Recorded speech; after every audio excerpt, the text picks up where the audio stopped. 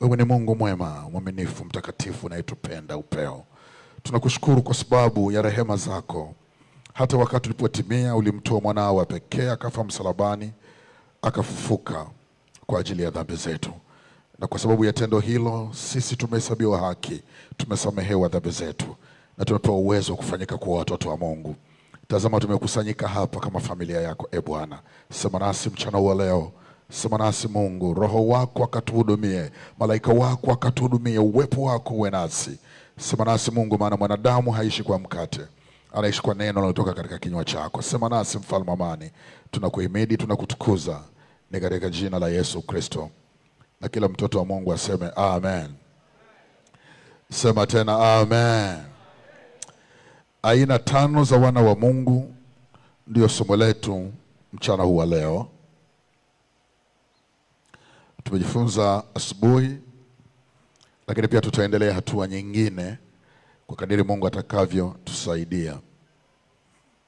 Hili jina wana wa Mungu katika maandiko matakatifu limetumika si tu kuzungumzia watu waliookoka, kwa sababu limetumika tangu katika Agano la Kale.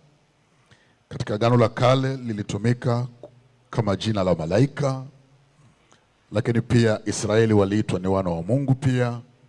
Wafalme waliitwa wana wa Mungu pia. Bwana Yesu asifiwe. Na pia kuna mwana wa Mungu mwenyewe aliye hai, ambaye kwa njia yake na sisi tumepata kuwa wana wa Mungu. Sema amen. Hallelujah.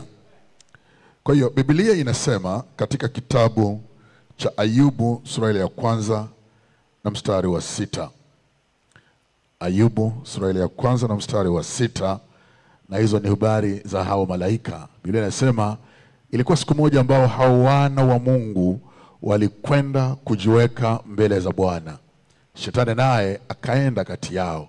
Unaweza kutumia SUV, hiyo ni SRUV, tumia SUV. Walikwenda nadhani SUV inasema ni kujihudhurisha mbele za Mungu. Bwana Yesu asifiwe sana. Lakini jambo kubwa hapo ni wana wa Mungu. Malaika waliitwa wana wa Mungu. Waliitwa wana wa Mungu. Basi acha tu hiyo. Okay, kama ndio tafsiri ulionayo inatosha hata hiyo. Waliitwa wana wa Mungu sio kwa sababu ni watoto wa Mungu. Waliitwa wana wa Mungu kama jina la kuwatofautisha na wanadamu, kwamba wao sio wa hapa duniani, wao ni wa mbinguni, ni wana wa Mungu.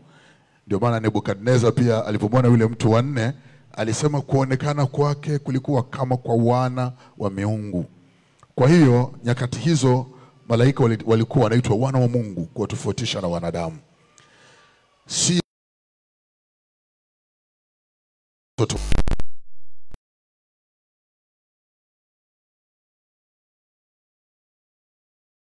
wanaitwa wana wa Mungu.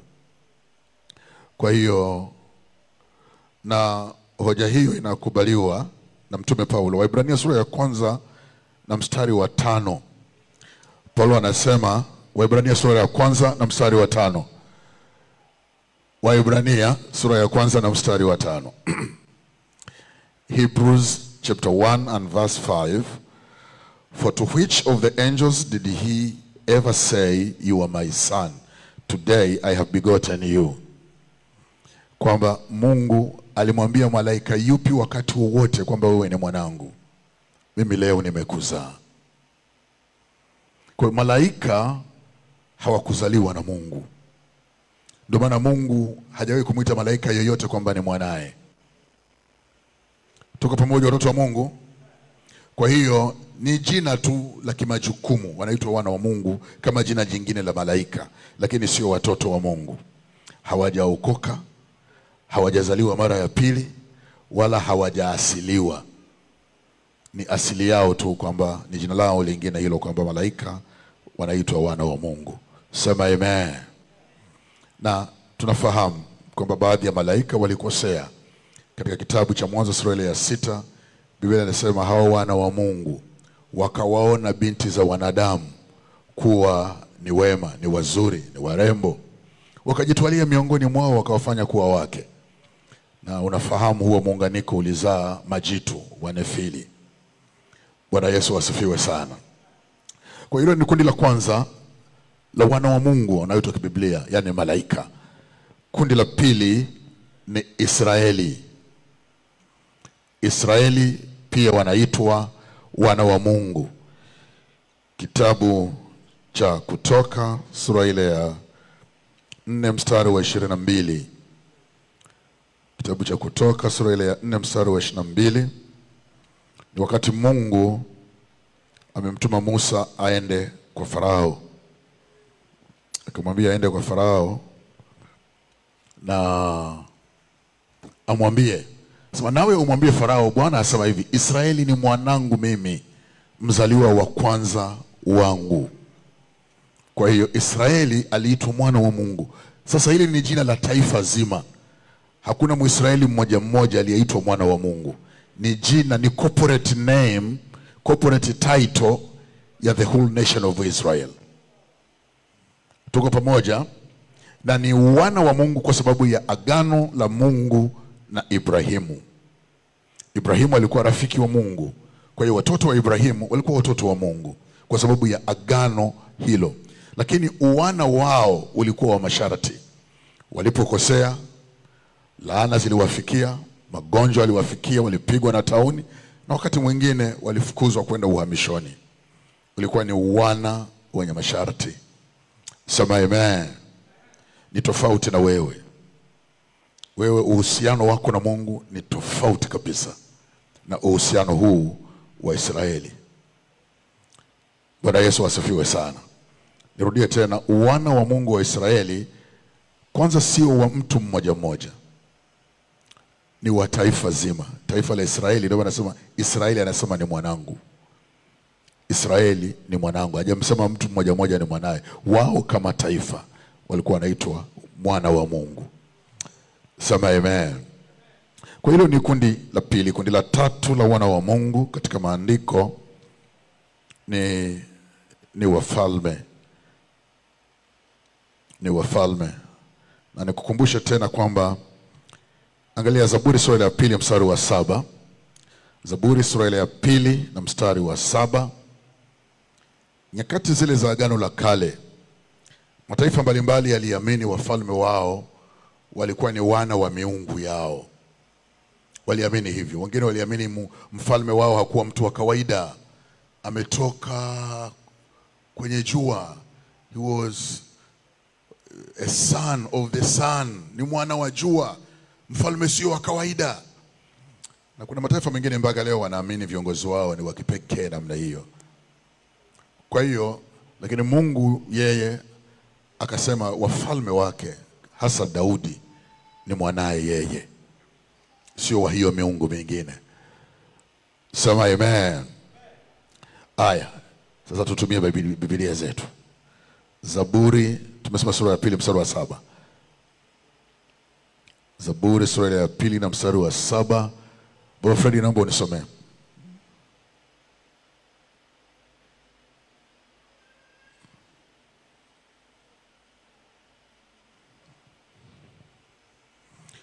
Zaburi 2 mstari wa 7. Ndio. Biblia inasema, nitaihubiri amri, Bwana aliniambia, ndiwe mwanangu, mimi leo nimekuzaa. Sema amen. Sasa huu ni unabii wa Masihi, lakini pia lilikuwa ni neno kwa Daudi. Mungu alimwambia Daudi, wewe ni mwanangu, mimi leo nimekuzaa. Na pia alizungumza hivyo hivyo kwa Sulemani, kwamba Sulemani alikuwa ni mwana wa Mungu pia. Kwa hiyo Davidic kings, wafalme wote waliotokana na familia ya Daudi, walikuwa wanaitwa wana wa Mungu, wakiwatofautisha na wafalme wa mataifa ambao wao walikuwa ni wana wa miungu yao. Hawa walikuwa ni wana wa Mungu. Sema amen. Kitu nafahamu, wafalme walikuwa na mapungufu kama Daudi, mnafahamu mapungufu yake, na Sulemani mwanae naye alikuwa na mapungufu yake mengi tu, mengi. Lakini tunamshukuru leo hii, tunamshukuru Mungu kwamba tuna mfalme asiye na mapungufu, Yesu mwana wa Mungu aliye hai. Sema amen. Kwa hiyo hao nao walikuwa wanaitwa wana wa Mungu. Na Kundi la ngapi tumefika hapo? Kundi la 4.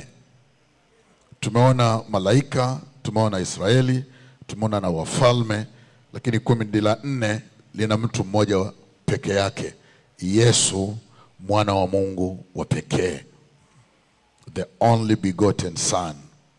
Hallelujah. Kwa hiyo Waebrania sura ya 1 na mstari wa 1, Waebrania sura ya 1 na mstari wa 1, naomba nisomee hapo.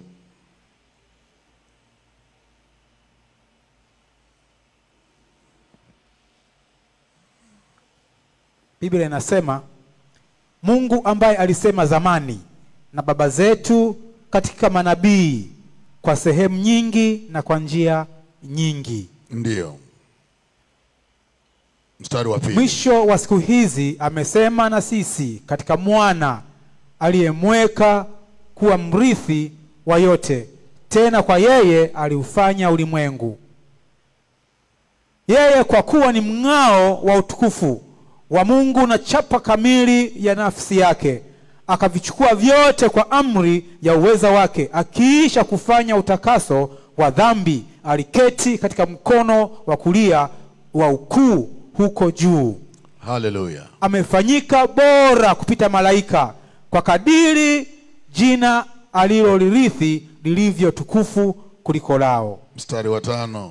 Kwa maana ni kwa malaika yeyote yupi Mungu, ndiwe mwanangu, mimi leo nimekuzaa, na tena mimi nitakuwa kwake baba, na yeye atakuwa kwangu mwana. Asante sana. Ni kwa malaika yupi Mungu alisema. Nadhani kuna neno hilo limeondoka pale. Bwana Yesu asifiwe sana. Biblia inasema kwamba Mungu alisema nasi zamani kwa njia mbalimbali, kwa manabii, lakini mwisho wa siku hizi amesema na sisi kupitia mwanaye, ambaye anamuita ni mng'ao wa utukufu wake na chapa ya nafsi ya Mungu. Bwana Yesu asifiwe sana. Yesu ni chapa ya nafsi ya Mungu. Ndo sura ya Mungu inayoonekana ni Yesu Kristo. Bwana Yesu asifiwe sana. Yeye ni mwanae. Sasa kitabu cha Yohana sura ya 1 na mstari wa 14, naomba niweke huo mstari pia. Injili ya Yohana sura ya 1 mstari wa 14. Anaitwa ni mwana wa pekee. Biblia inasema, ndiyo, naye neno alifanyika mwili, akakaa kwetu, nasi tukauona utukufu wake, utukufu kama wa mwana pekee atokaye kwa Baba, amejaa neema na kweli. Kiswahili kinatafsiri vizuri. Yesu ni mwana wa pekee. Mwana wa pekee. Sasa unafahamu duniani kuna wana wa Mungu wengi sasa hivi. Mimi ni mwana wa Mungu na wewe ni mwana wa Mungu, lakini bado Biblia inamuita Yesu ni mwana wa pekee. Katika klasi yake hakuna aliye kama yeye. Sema amen. Hakuna aliye kama yeye. Mtu mmoja nisikia anasema kwamba Yesu ni kiumbe tu bora, ni kiumbe mwenye kuheshimiwa sana mbele za Mungu. Amefanyika kuwa mtoto wa Mungu kama jinsi tulivyo sisi watoto wa Mungu. Sisi kuna ukweli katika hilo kwamba sisi ni wana wa Mungu kama ambavyo Yesu ni mwana wa Mungu, lakini kuna tofauti kubwa kati ya sisi na Yesu. Nirudie tena, sisi wanadamu tuliookoka kuna wakati hatukuwa watoto wa Mungu. Mimi mnafahamu nilikuwa Muislamu. Kuna wakati sikuwa mtoto wa Mungu. Wakati Yesu Kristo amekuwa milele yote ni mwana wa Mungu. Hajaanza kuwa mwana wa Mungu katika alipozaliwa na Bikira Mariamu. Amekuwa mwana wa Mungu katika umilele wote. Kama Wakatoliki wanasema yeye ni Mungu kutoka kwa Mungu, mwanga kutoka kwa mwanga. Ni katika umilele wote yeye ni mwana wa Mungu. In fact, yeye ni Mungu mwana. Sema amen. Sema tena amen. Tunatofautiana sana. Yeye ni mwana wa pekee, yaani wa kipekee. Hakuna wa aina yake. Sisi tulikuwa tu ni wenye dhambi tukasamehewa. Yeye hajawahi kuwa mwenye dhambi. hajawahi kusamehewa dhambi yoyote. Ni mtakatifu milele na milele. Sema amen. Kuna wakati kama nimesema, mimi sikuwa mwana wa Mungu. Mimi ni adopted son of God. Ndio Biblia inasema tuliasiliwa. Kama vile mtu ameenda kwenye kituo cha watoto yatima, akaona watoto wawili, akasema wana wachukua wawe wanangu. Ndivyo Mungu alivyotufanyia. Hatukuaga watoto wake. Lakini Yesu ni mtoto wa Mungu wa asili, wakati sisi ni adopted. Mmenielewa hapo tofauti yake? Kwa hiyo Yesu tunamshukuru sana, kwa sababu kwa njia ya yeye sisi ndio tumekuwa watoto wa Mungu. Haleluya. Kama umepata urafiki wa karibu na mtoto wa rais, akakuwezesha kuingia sebuleni kwa rais, usiwe na kelele nyingi. Mshukuru Mungu kwa ajili ya huyo mtoto. Mshukuru Mungu kwamba kwa urafiki wako na huyo mwanafunzi mwenzako ambaye ni mtoto wa rais umekuwezesha kuingia sebuleni. Sema amen. Kwa njia ya sisi kumwamini Yesu tumefanyika kuwa sehemu ya familia ya Mungu. Tuko pamoja watoto wa Mungu. Kwa hiyo Yesu ni homogeneous, ni wa kipekee. Kwa njia yake sisi tumefanyika kuwa watoto wa Mungu. Biblia inasema huyo amekuwa bora kupita malaika. Bora kupita malaika. Bwana Yesu asifiwe sana. Yesu sio malaika. Hapana. Hata Biblia inasema Mungu alipomleta mwanae ulimwenguni, aliwaambia malaika wote wamsujudie yeye. Malaika wote wamsujudie yeye. Kwa maana ya kwamba yeye ni Mungu, anayesujudiwa peke yake huwa ni Mungu. Bwana Yesu asifiwe sana. Kwa hiyo watoto wa Mungu, hiyo ni aina ya ngapi ya mwana wa Mungu? Ya 4. Yuko yeye peke yake. Mwana wa pekee anayeweza kuwapa wengine uwezo na wao kufanyika kuwa watoto wa Mungu. Wewe unaweza ukamsaidia mtu kuwa mtoto wa Mungu, sio kwa njia ya kukuamini wewe. Kwa njia ya kumwamini mwana wa pekee wa Mungu, ndio atafanyika mtu kuwa mtoto wa Mungu. Bwana Yesu asifiwe sana. Ndani yake ndimo ulimokuwa uzima, na huo uzima ulikuwa nuru ya watu. Nayo nuru yang'aa gizani, wala giza halikuiweza. Haleluya. Huyo ndiyo mkuu wa uzima, mfalme wa utukufu. Ndiye nuru ya ulimwengu. Ulimwengu huu ulikuwa ni ulimwengu ulioanguka, ulimwengu wa wenye dhambi watupu. Hakuwepo mwenye haki hata mmoja. Aliingia katika ulimwengu huo kama nuru, akaileta nuru yake isiyo na dhambi, yenye utukufu wa Baba, akaileta ulimwenguni. Bwana Yesu asifiwe sana. Na akawapa uwezo wote wanaomwamini yeye na wao kuwa nuru. Yohana akasema kulikuwa nuru halisi, amtiaye nuru kila mtu alipokuja katika ulimwengu. Ukimwamini Yesu, Yesu anakutia nuru na wewe. Sema amen. Haleluya. Kundi la 5 la wana wa Mungu ndio sisi sasa. Ndio mimi na wewe. Ndio mimi na wewe. Waebrania 2 mstari wa 10. Waebrania 2 mstari wa 10.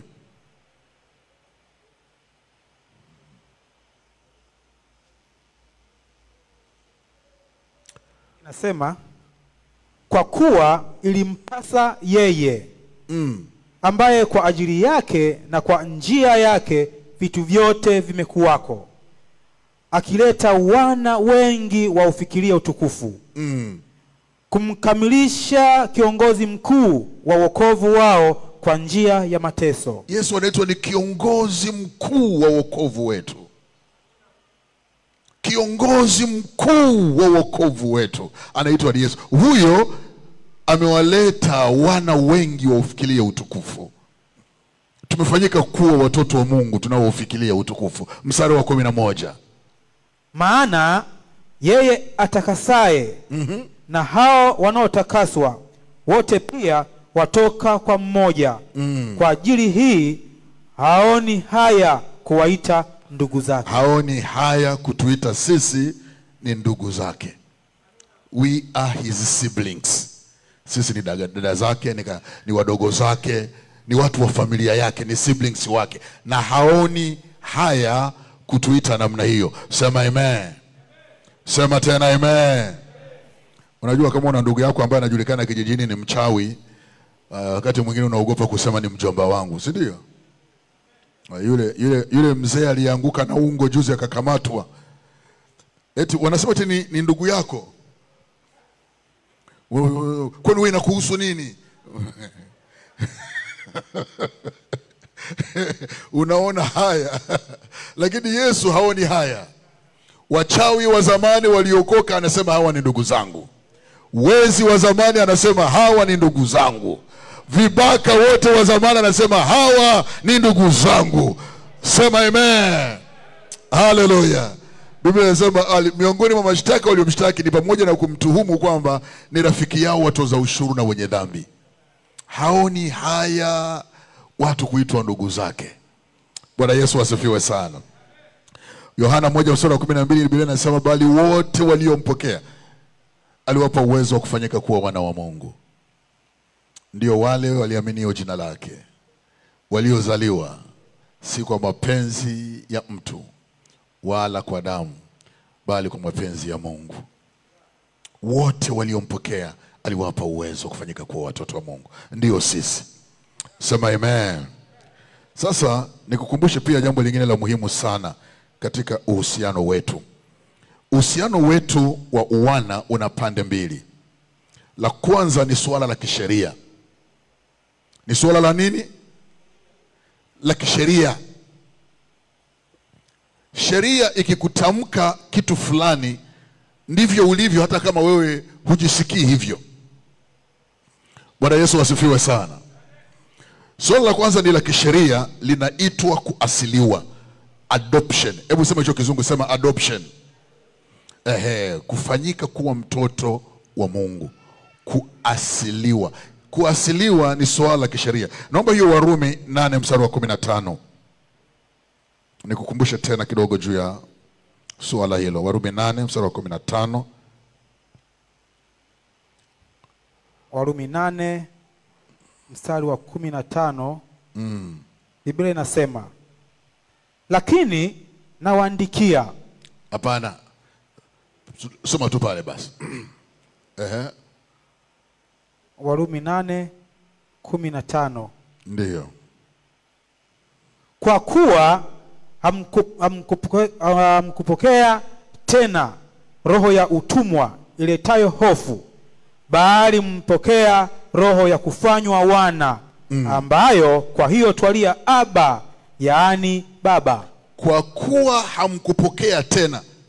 Hilo neno tena ni la muhimu sana. Maana hao watu ina maana walikuwa ni watumwa wakafanywa wana wa Mungu, na Paulo anataka wafahamu walipopokea mwana wa Mungu hawakufanywa kuwa watumwa tena. Sema amen. Roho ya utumwa inaleta hofu. Mtumwa anaishi na hofu saa zote. Sijui nitauzwa, sijui nitatobolewa, sijui nitawekewa alama ya moto kama ng'ombe, sijui nitafanywa nini. Hamkupewa roho ya utumwa iletayo hofu. Anasema bali mlipokea roho ya kufanywa wana, ambayo kwa hiyo twalia Aba, yaani Baba. Sasa neno lilotumika pale kufanywa wana ndio hilo neno la kizungu linaitwa adoption. Kiunani chake ni hiothesia. Hiothesia lilikuwa ni jambo la kisheria. Unapoenda kwenye kituo cha watoto yatima, au tuseme una house girl wako, au una mfanyakazi wako, unataka kumfanya awe mwanao kweli kweli, ni swala la kisheria. Hata Tanzania sheria ipo ya kuasili. Unaenda unapewa document, unajaza kwamba kuanzia sasa huyu alikuwa anaitwa Juma Ramadhani, kuanzia sasa atakuwa ni mwanangu na atakuwa ana haki sawa sawa na wanangu wa kuzaa, haki za urithi, haki na hivi na kadhalika. Unaweka pale, na ni sheria ya nchi inakuwekea namna hiyo. Wakati ule wa dola ya Rumi lilikuwa ni suala kubwa sana la kisheria, kwamba bosi anaamua mmoja wa watumwa wake awe mwanae wa kuzaa, anampenda, anataka kumbadilisha status. Au mfalme amempenda mmoja wa majenerali wake, hata kama alikuwa huyo jenerali ana familia yake, lakini mfalme anaona hapana, ili ufalme wangu uendelee, nahitaji mtu kama huyu aendeleze ufalme, ili dola isije ikafa kwa maslahi ya taifa langu. Kwa hiyo yule anatangazwa kuwa mwana wa mfalme. Dokumenti zinasainiwa. Baada ya dokumenti kusainiwa, kuna masharti yaliyokuwepo kwamba lazima mfalme alipe madeni yote ya yule mtu, aanze upya. Kwa hiyo bwana anaeleza, bwana nilikuwa nadaiwa na fulani, nilikuwa nadaiwa huku, sijamaliza mishahara, sijui marejesho kule, sijamaliza haya. Yule mfalme analipa madeni yote, yule mtu aanze upya. Na baada ya pale yule mtu anabadilishwa jina. Kwa kuanzia sasa ulikuwa unaitwa fulani bini fulani, sasa utaitwa fulani bini jina la mfalme. Sema amen. Sema tena amen. Kwa hiyo hata miongoni mwa wale makaisari ambao tunaona wa dola ya Rumi hawakuwa watoto wa kuzaa wa Kaisari. Walikuwa ni majenerali ambao Kaisari aliwapenda, halafu akaona kwamba huyu ni bora kuliko watoto wangu niliozaa. Anawatangaza rasmi kuwa ni watoto wake. Sema amen. Hallelujah. Kwa hiyo huyu anapewa haki ya kurithi, hata mpaka kurithi kiti cha ufalme anapewa hiyo haki. Sio mashamba tu na mali za kawaida, na anakuwa na haki sawa na watoto wa kibiolojia. Sasa hiyo ni suala la kisheria. Bwana Yesu asifiwe sana. Hilo ni suala la namna gani? Hebu sema ni suala la kisheria. Na unajua sheria ilivyo bwana. Kwa mfano sheria ikikuhukumu kwamba we ni mwizi, uliiba au hukuiba, utaenda jela. Si ndio? Unajisikia mwizi, hujisikii, utaenda jela. Kwa sababu sheria imeamua namna hiyo. Na sheria ikisema huna hatia, hata kama kweli ulikuwa una hatia, ndio huna hatia. Yaani uliyemwibia na kuona huyo, unaondoka zako, unarudi mtaani. Yaani huyu ni mbona anaondoka na begi langu kabisa huyu. Sheria inakwambia tena, wanakuonya ukirudia atakufungulia mashtaka kwa kumchafua. Unamharibia heshima yake. Kwa sababu sheria inamwona hana hatia. Tuko pamoja watoto wa Mungu? Sasa hati zimesainiwa ya kwamba sisi ni watoto wa Mungu. Usiseme mimi sijisikii hivyo. Sio suala la hisia, ni suala la kisheria. Sema amen. Waebrania sura ile ya 9 mstari wa 23, Biblia inasema hivi: basi ilikuwa sharti nakala za mambo yaliyo mbinguni zisafishwe kwa hizo, lakini mambo ya mbinguni yenyewe yasafishwe kwa dhabihu zilizo bora kuliko hizo. Kule mbinguni kuna makablasha, kuna nakala, kuna mafaili yamesafishwa kwa damu ya Yesu Kristo. Sema amen. Yale mafaili yaliyo mbinguni yanasema wewe ni mtakatifu. Mafaili yaliyoko kule mbinguni yanasema wewe huna dhambi, huna doa, huna hatia mbele za uso wa Mungu. Sema amen.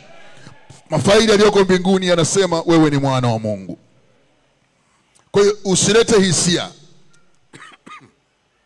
Bwana Yesu asifiwe sana. Lakini Biblia inasema hivi, hatukupewa roho ya utumwa tena iletayo hofu, bali tulipewa roho ya kufanywa nini? Paulo anasema hiyo thesia ya kibiblia ya Agano Jipya ya Yesu Kristo sio kama ile ya Warumi ambayo ilikuwa inaishia kwenye karatasi. Kwa sababu Mrumi kama angemwasili mtu, angemwadopti mtu, asingeweza kubadilisha DNA yake. Lakini Mungu anaenda mbali zaidi ya hapo. It's more than paperwork. Sema amen. Ni zaidi ya mambo ya kisheria. Mungu pia alibadilisha mioyo yetu. Roho zetu zilizaliwa mara ya pili, tukapewa uwezo wa kufanyika kuwa watoto wa Mungu. Sema amen. Mioyo ya kijiwe iliyokuwa ndani yetu iliondolewa, tukapewa mioyo ya nyama. Wapenzi, sasa tu wana wa Mungu. Kwa hiyo si swala tu la mambo ya kisheria, hapana. Kwanza ni swala la kisheria. Hiyo inakukava kisheria. Kwa sababu gani? Unajua wanadamu huwa hisia zao zinayumba yumba.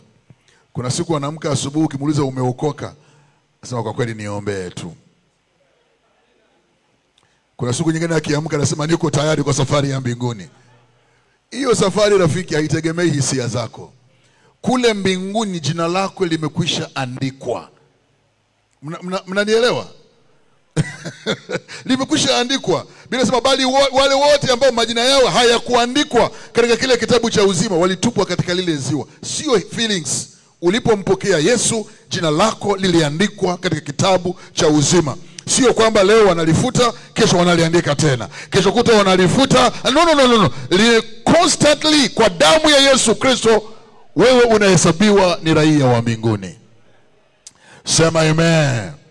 Sema tena amen. Kwa hiyo unatakiwa ujihesabu namna hiyo ya kwamba wewe ni mtu wa nyumbani mwake Mungu. Haleluya. Sasa tumefanyika kuwa watoto wa Mungu. Ni jambo la uthamani sana. Ni tofauti na malaika ambao wao ni watoto wa Mungu, wanaitwa wana wa Mungu. Ni functional name, kama jukumu lao tu.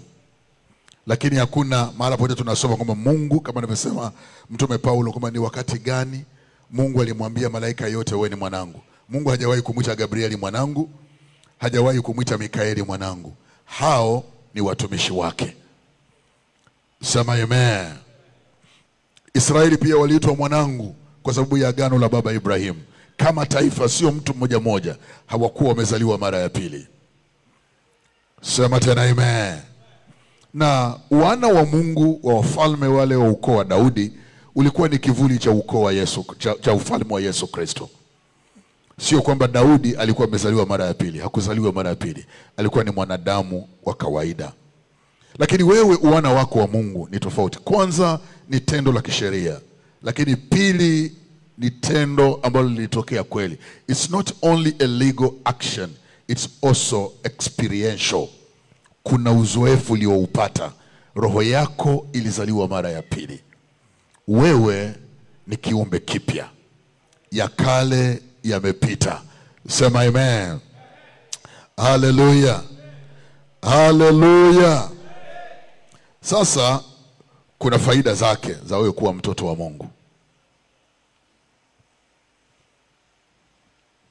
Faida ya kwanza, kama nilivyosema, hautahukumiwa tena. Hautahukumiwa tena. Hayo maneno wanakuwaga wanasemeana kwamba niombe nifike mbinguni. Hayo maombi wala hayakuhusu. Mbinguni utafika. Kwa nini usifike? Mbinguni utaacha kufika ukiamua wewe kwamba hutaki kwenda mbinguni. Si ndio?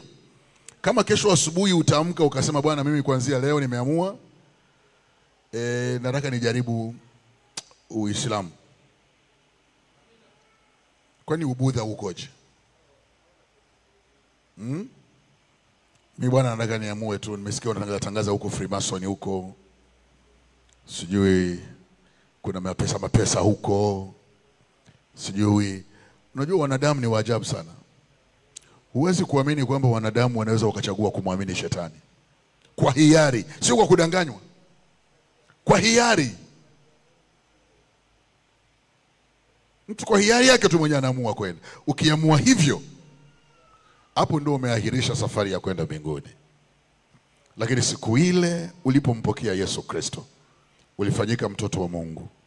Nakala za mbinguni, mahakama ya mbinguni zilizokuwa zinakuona wewe ni muhalifu, ni mwenye dhambi, zilifutwa, na sasa uliandikwa jina lako katika kitabu cha mwana kondoo wa Mungu. Wewe ni sehemu ya familia ya Mungu. Sema amen. Yohana 5:24, Yesu akasema, amin, amin nawaambia, yeye alisikia neno langu na kumwamini yeye aliyenipeleka yuna uzima wa milele, wala haingii hukumuni, bali amepita kutoka mautini kuingia uzimani. Huingii hukumuni. Wanadamu watakapofufuliwa na kusimama mbele ya kiti kikubwa cheupe wakisubiri kuhukumiwa, wewe hautakuwa miongoni mwa wanaohukumiwa. Huingii hukumuni. Hiyo level umeipita, kwa sababu wewe ni mtoto wa Mungu. Sema amen. Hallelujah. Kuna jambo moja limetokea Marekani, nadhani ilikuwa ni mwaka jana, la kufurahisha sana. Mtoto wa Rais Biden alikuwa amehukumiwa mahakamani. Alikuwa na hatia. Na kwa mujibu wa ile hukumu alikuwa na adhabu. Lakini unajua katika nchi yoyote ile, rais ana mamlaka ya kutoa msamaha kwa wafungwa. Baba yake, mwanae amehukumiwa tu, baba yake akasema, ninatoa msamaha kwa mfungwa namba hii na hii na hii, nimemsamehe. Kijana huyo akarudi zake mitaani. Kwa sababu ni mtoto wa rais, hawezi kwenda jela. Na hakuna utakachofanya kwa sababu sheria ya nchi imempa mamlaka hayo. Unadhani Biden anamzidi Mungu wema? Mungu ni zaidi. Tumepita kutoka mautini kuingia uzimani, wala hatutaingia hukumuni tena. Hallelujah. Hallelujah. Kubwa tu kuhusu Mungu pamoja na wema wake, ni mtakatifu. Hakuvunja sheria yoyote ile ili wewe upate hiyo hadhi. Alimtoa mwanae wa pekee akachukua adhabu yako, kwa hiyo uko huru. Bwana Yesu asifiwe sana. Waraka wa kwanza wa Yohana sura ya 3 mstari wa 14. Biblia inasema, sisi tunajua ya kuwa tumepita toka mautini kuingia uzimani. Sisi tunajua. Sisi bwana tunajua. Hebu sema sisi tunajua. Sisi tunajua. You have to be conscious of this truth. Lazima uishi na huu kweli, vinginevyo utanyanyasika sana. Anasema sisi tunajua. Sisi tunajua. Tumepita toka mautini kuingia uzimani, kwa maana twawapenda ndugu. Yeye asiyependa akaa katika mauti. Kwa nini tunapenda? Kwa sababu pendo la Mungu limeshamiminwa mioyoni mwetu na Roho Mtakatifu. This is our nature. Ukimwona mtu yote mwenye upendo, ujue ni wa familia hiyo. Hao watu wameshapita kutoka mautini, wako zao uzimani. Hallelujah. Eternal life is a present reality kwao. Uzima wa milele sio kitu wanachosubiri kuingia baadaye. Uzima wa milele uko ndani yao. Asema yeye aulaye mwili wangu na kuinywa damu yangu anao uzima wa milele ukikaa ndani yake. Eternal life, uzima wa milele uko ndani yetu. Ni aina ya uzima ule aliona Mungu. Hiyo ni familia takatifu. Sema amen. Kwa hiyo nakala za mbinguni zimeshabadilishwa. Sisi ni watoto wa Mungu. Warumi 8 mstari wa 1.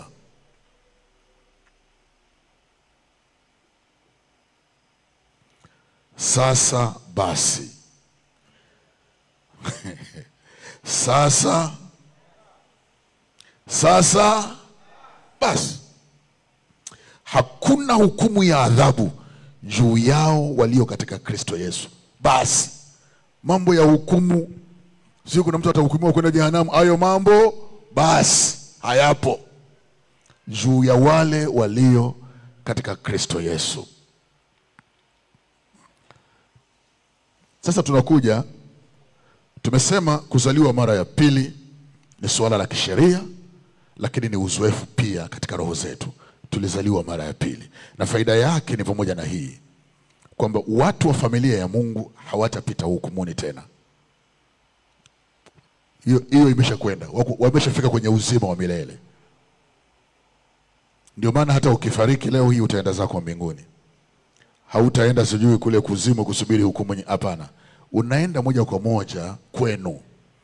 Kwa sababu wewe sio mgeni wala mpitaji, ni mtu wa nyumbani mwake Mungu. Hallelujah. Hallelujah. Na kwa sababu wewe ni mtoto wa Mungu, unatakiwa uishi kama mtoto wa Mungu, ukifanya mambo ya kiungu. Kuna kitu cha pili hapa, labda nimalizie kidogo kabla sijaingia kwenye kipengele. Kuna kitu kinaitwa kuhesabiwa haki. ni suala la kisheria.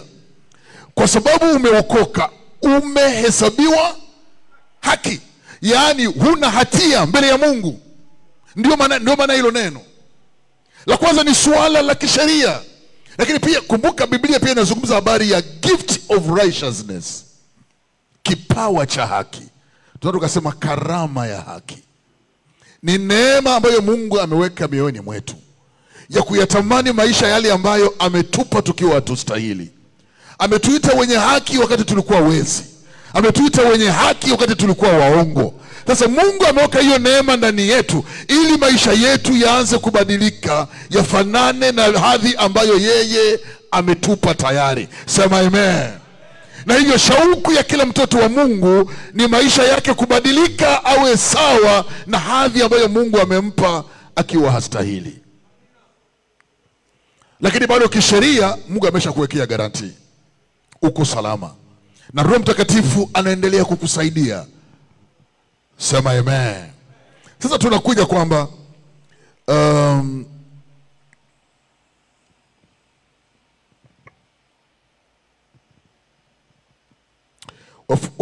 Petro wa pili sura ya kwanza mstari wa 4.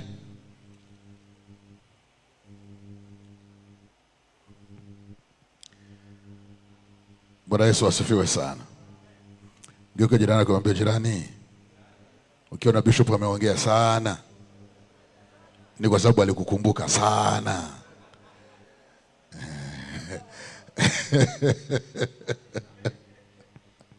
Sema amen. Haleluya. Petro wa pili sura ya kwanza mstari wa 4. Tena kwa hayo ametukirimia ahadi kubwa mno. Hebu sema ahadi kubwa mno. Hizo ahadi ni za thamani, yaani neno la Mungu, ili kwamba kwa hizo mpate kuwa washirika wa tabia ya uungu, mkiokolewa kutoka kwa uharibifu uliomo duniani kwa sababu ya tamaa. Anasema ametupa neno lake. Hilo neno linatusaidia sisi kuwa washiriki wa tabia ya kiungu. Neno ndo linalokubadilisha kiutendaji, utende kama Mungu, uonekane kama Mungu. Unapolisikia neno, ukaliamini neno, ukalitendea kazi neno, utaanza kubadilika, unaonekana una tabia kama za kiungu na unatenda kama mwana wa Mungu kweli. Sema amen. Haleluya. Kwa Yesu akawaambia, alipowaambia mimi ni mwana wa Mungu, akasema amekufuru kwa kujiita Mungu.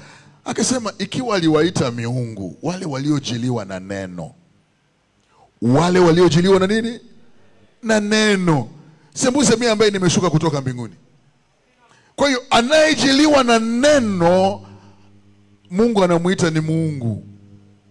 Kwa hiyo anasema ametukirimia ahadi za thamani mno, ili kwa hizo tupate kuwa washiriki wa tabia ya kiungu. Kama unataka kuishi maisha ya sawasawa na hadhi yako kama mtoto wa Mungu, lishike neno, lipende neno, jifunze neno. Sema amen. Tendea kazi neno. Kila neno unalolitendea kazi linakuletea muujiza. Utaishi maisha ya ajabu sana hapa duniani jamani.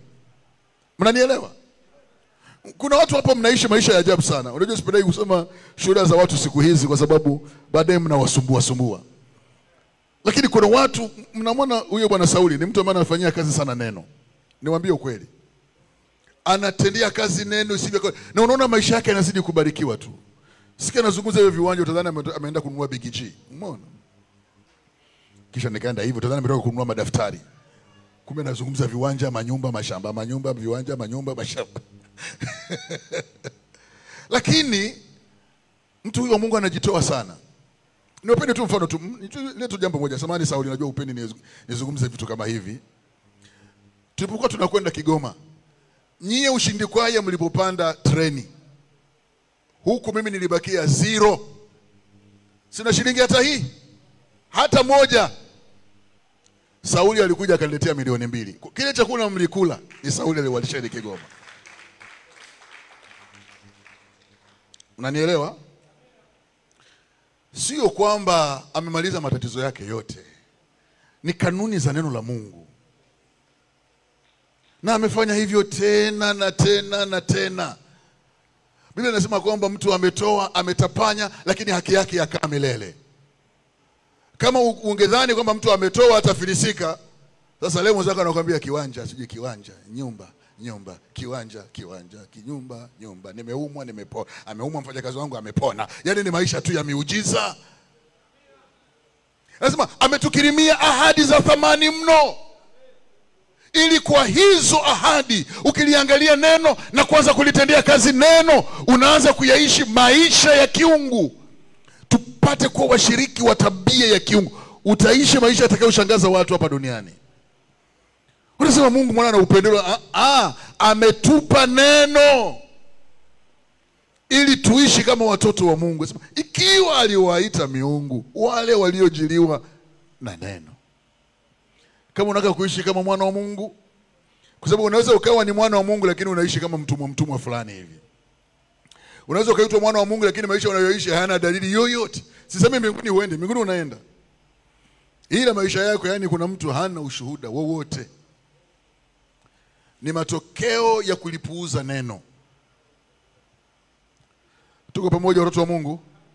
Ni matokeo ya kulipuuza neno. Haleluya. Wakorintho wa pili sura ya 3 mstari wa 18. Biblia inasema lakini sisi sote kwa uso usiwetiwa utaji, tukiurudisha utukufu wa Bwana kama vile katika kioo, tunabadilishwa tufanane na mfano huo toka utukufu hata utukufu, kama vile kwa utukufu utokao kwa Bwana aliye Roho. Lakini sisi sote kwa uso usiotiwa utaji. Anazungumza habari ya neno. Usiweke utaji unaposoma neno. Unaposoma neno kwamba mtakuwa kichwa wala sio mkia. Liangalia hilo neno. Liamini hilo neno. Utabadilishwa kutoka kwenye maisha ambayo yako mkiani, utapanda juu. Mungu amesema mtakuwa juu tu wala mtakuwa chini. Liamini hilo neno. Yakobo anasema kwa sababu mtu akiwa msikiaji wa neno tu wala si mtendaji, mtu huyo ni kama mtu anayejiangalia uso wake katika kioo kisha akasahau. Neno linasema mtakuwa vichwa wala sio mikia. Sema utaliendekeza neno maneno ya Biblia haya bwana. Basi unajua mtu akiongea hizo talk za namna hizo, stories za namna hiyo, anajiona kama amekuwa mjanja fulani hivi. No. Sio mjanja fulani. Kwa hivyo unasikia mtu analibeza neno la Mungu bila tafuta kulielewa, acha kuongea kinyume na neno la Mungu. Eti Biblia inasema akupigae shavu hili mgeuzi. Mimi sio mjinga. Mimi nakutwanga. Kwa hiyo unajua unapoongea unadhania hayo maneno yanatoka kwenye kinywa cha mzee Shabani wa kule Bagamoyo. Si ndio?